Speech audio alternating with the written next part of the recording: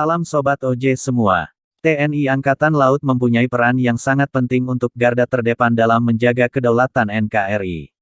Di TNI sendiri, ada 3 matra yaitu Matra Darat, Matra Laut dan Matra Udara. Mereka memiliki tugas yang begitu berat karena mengamankan suatu negara yang begitu besar.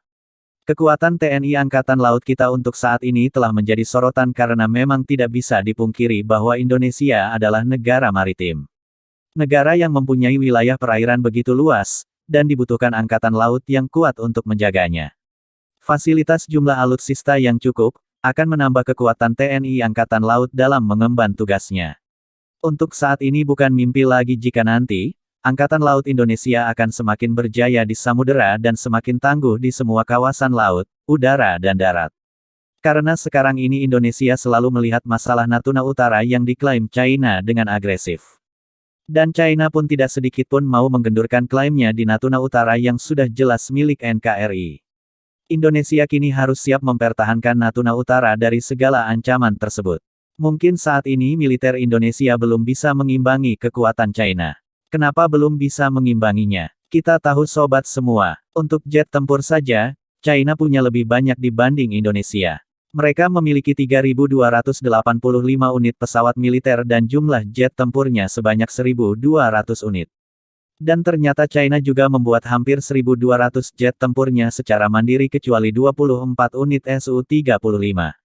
Dari Angkatan Darat juga terlihat cukup jauh sobat. China memiliki 5.200 main battle tank MBT, 35.000 kendaraan lapis baja, 4.120 self-propelled howitzer, 1.734 artileri tarik hingga 3.160. Belum lagi peluncur roket termasuk peluncur rudal balistik antar benua. Dan semua alutsista itu, mereka yang produksi secara mandiri. Di Angkatan Laut juga, China lebih sangar dari Indonesia. Untuk Planavi mempunyai 41 unit kapal destroyer, 2 kapal induk, 1 kapal induk helikopter, 49 unit fregat dan 70 unit korvet. Belum lagi 79 kapal selam termasuk yang bertenaga nuklir dan 152 unit kapal patroli cepat. Dan semua kapal perang dan kapal selam juga merupakan hasil para ahli asli China. Masih ada lagi kekuatan cadangan dan angkatan luar angkasa China yang semakin memperkuat pertahanan negara. Industri pertahanan memang menjadi kunci bagi China jadi negara maju. Bermodal mampu membuat senjata sendiri, China bisa irit ratusan triliun rupiah per tahun.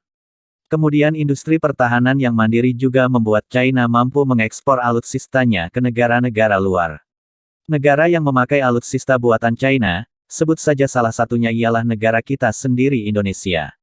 Indonesia lumayan banyak memakai alutsista buatan China, tetapi negara kita Indonesia juga terus berbenah soal alutsista dan semua kebutuhan militer demi menjaga kedaulatan NKRI.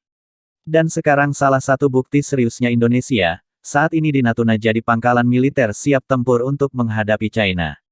Sekarang sudah ada kapal perang Indonesia di Natuna, rudal anti kapal C-705 dan C-802 yang dipasang di kapal perang Indonesia, dan ada drone serang CH-4 Rainbow. Untuk pertahanan udara jarak pendek, Indonesia juga mengimpor manfaat Ski-W3 dan meriam PSU Giant Bow. Soal lini rudal, Indonesia bahkan meminta transfer teknologi C-705 sebagai dasar dari proyek rudal nasional dan berbagai alutsista canggih lainnya.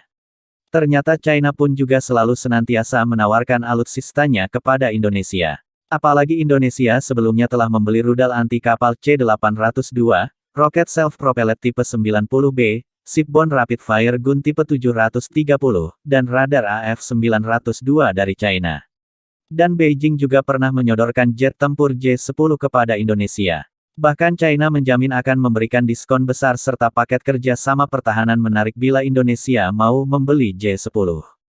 Telah diketahui, harga J-10 lebih dari 50 juta dolar AS lebih murah daripada Rafale, dan sistem avionik J-10C sangat canggih, jauh lebih unggul dari F-16 dan Su-30 yang saat ini digunakan oleh Indonesia.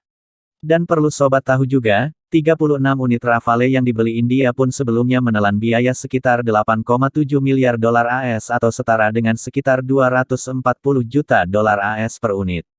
Sedangkan, harga satuan J-10C yang dibeli Pakistan hanya 400 miliar dolar AS, yang berarti satu Rafale sebenarnya bernilai 6 J-10C.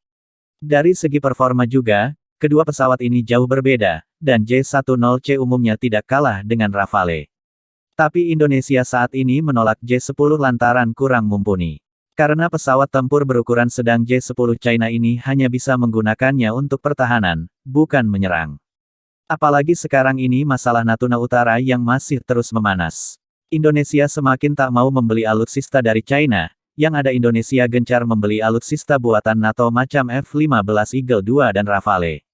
Untuk memperkuat Pulau Natuna dan melengkapi alutsista di pangkalan militer. Dan pembangunan pangkalan militer di Natuna, ini respon berani Indonesia atas klaim China di Natuna Utara.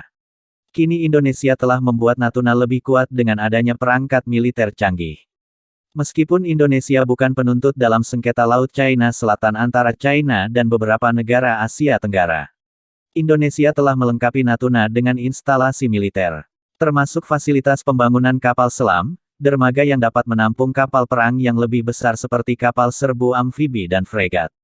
Dan pangkalan untuk pesawat militer seperti helikopter Apache dan Sukhoi. Natuna menjadi pangkalan militer siap tempur untuk melawan ambisi teritorial China.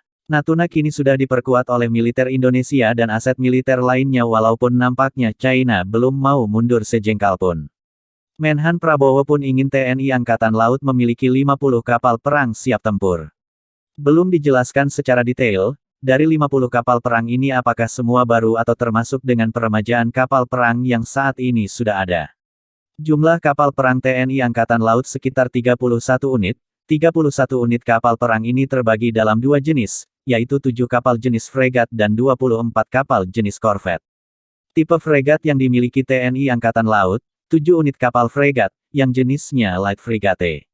Dari 31 unit kapal perang, hanya 50% yang berada dalam kondisi terbaiknya. Sementara 50% sisanya sudah berusia dan kurang modern. Menhan Prabowo berjanji, tentu dalam waktu dekat TNI Angkatan Laut akan terus mendapat asupan alutsista terbaru dan kapal perang baru. Karena jumlah alutsista yang banyak akan menambah kekuatan dalam mempertahankan kedaulatan negara.